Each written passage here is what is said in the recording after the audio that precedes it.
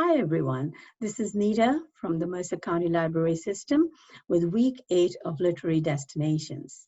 This week we celebrate the life and legacy of Francis Scott Fitzgerald, novelist, essayist, screenwriter, and short story writer who is widely regarded as one of the greatest American writers of the 20th century. I found some interesting facts about the author and the places that he lived. Let me just pull up my slides. This will just take a moment. And one more second. Here we go. A quick search of the Mercer County Library catalog retrieves 290,000 entries for Scott Fitzgerald.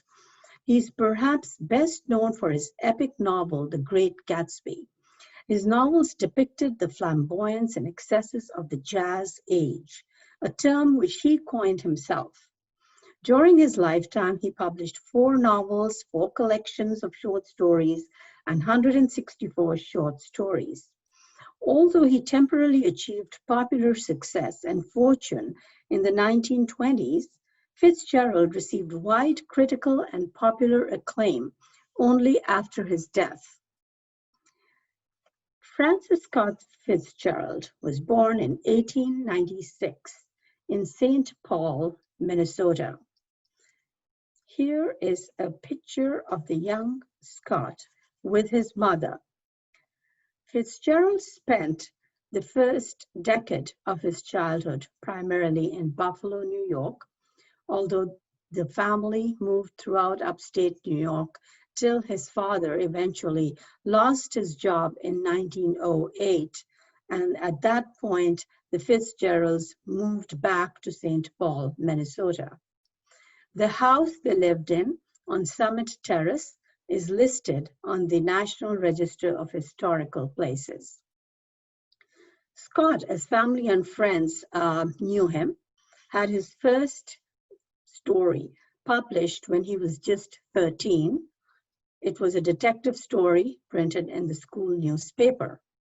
After school, he attended Princeton University, where he wrote stories for the literary magazine, articles for the college humor magazine, and scripts for the musicals of the Triangle Club.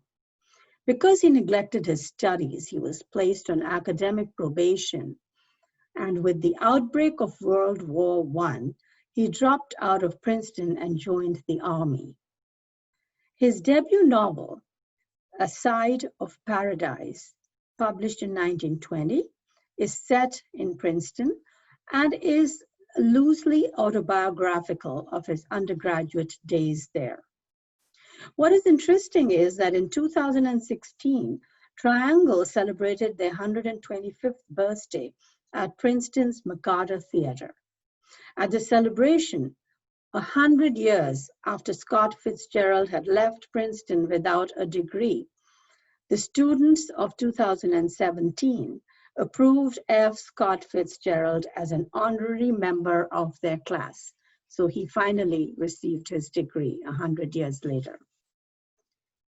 Scott Fitzgerald and his wife Zelda and their daughter Scotty moved to Montgomery, Alabama in 1931, and their house has been turned into a museum to celebrate the legacy of this great American writer. This is the inside of one of the rooms at the museum. Scott Fitzgerald is buried in St.